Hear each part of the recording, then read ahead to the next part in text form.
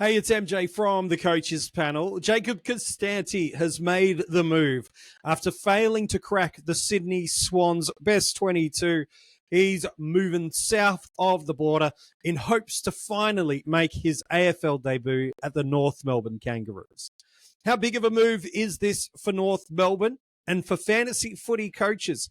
Could we have a handy little cash cow to help us out for the start of 2025? We'll talk about that on today's episode as we review Jacob's trade and one of the final trades of the offseason from the Sydney Swans through to North Melbourne.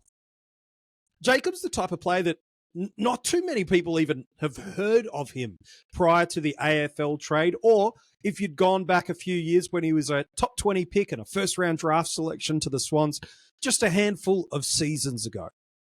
The thing that ultimately drew the attention of Jacob to the Swans initially and now ultimately to North Melbourne, he's got some really swarming elite pressure efforts about him. If a team was wanting to get a high-pressure small forward in his draft class, Jacob was rated number one of all small and defensive-minded forwards. His ability to hunt, to lock the ball in, and to pressurize any opponent trying to get the ball out of their forward 50, he's really, really strong in that effort. And we've seen that at VFL level and certainly at the under-18s. He's got some really high talent in that area. He does have some other deficiencies in his game, but when it comes to the defensive-minded work rate inside forward 50, yeah, this kid's got some really nice talent. And so for Sydney, they're just not going to lack in that space. There was no room for him in the side. They were redeploying guys like Cleary and prior to his trade, Luke Parker, into elements of this position. They just haven't needed a space like that. They've stayed relatively healthy in areas around that. And when they have had opportunities in that small pressurized forward role, he's just never been really able to crack the best 22, best 23. So no real loss for the Swans outside of hoped depth of what he could be. But for North Melbourne, I actually really quite like this move for them. They are redeveloping the way this forward line looks and feels a little bit. And part of the redevelopment is bringing a Jack Darling in to bring another marking presence and some leadership and some pressure. Let's not discount what Jack does from a defensive and a tackle pressure side. And it's also what Jacob's strengths are as well, is swarming pressure. I think it's a really nice addition for them. One, it really costs them nothing.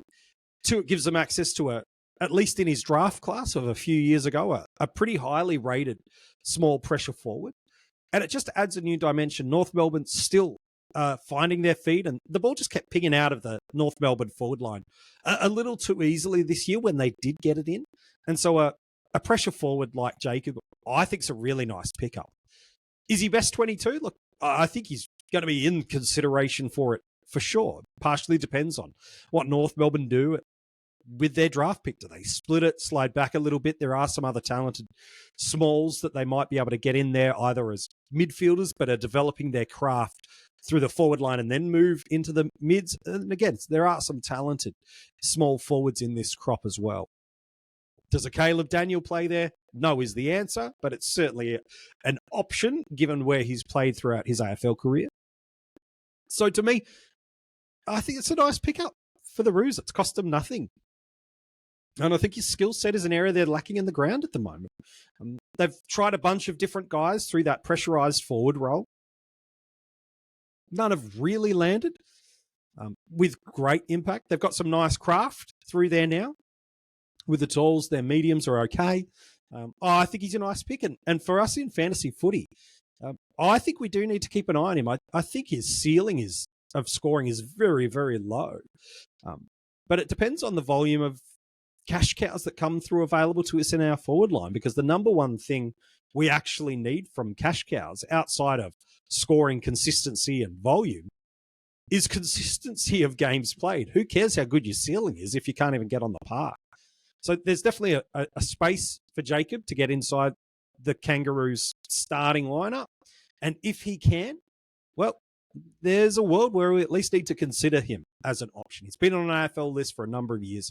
He knows what's expected to make it at the level. He'll bring some good experience, the culture at the Swans, and I think he might just slide straight into that side. And as a result, for fantasy coaches, yeah, we might not need him because his scoring might be capped as a pressure small forward. But if he's playing every single week and we don't get a whole ton of other options, well, we might just need to go there. So put him right in the back book of your salary cap cash cow watch list. There's at least something to keep an eye on. In drafts, outside of an uber deep draft league, you're not going to go there. That scoring's not really coming through that role, but he's a handy player nonetheless for North Melbourne. But do you agree or disagree with my take about Jacob Konstanty? You can have your say in the comments below if you're watching this on YouTube. If you're listening over an audio podcast and you haven't liked the channel, followed the channel, and given it a 5-star rating, make sure you do so. You can keep in touch with us across social media with all the details in the description of this episode, our Patreon links, and also where you can get your hands on some Coaches Panel merch. All those things can be found in the description of this episode. Hey, thanks so much for tuning in yet again. We hope you're enjoying this series, and we can't wait to be back with you again real soon, talking about another player that's moved clubs during the trade and free agency period.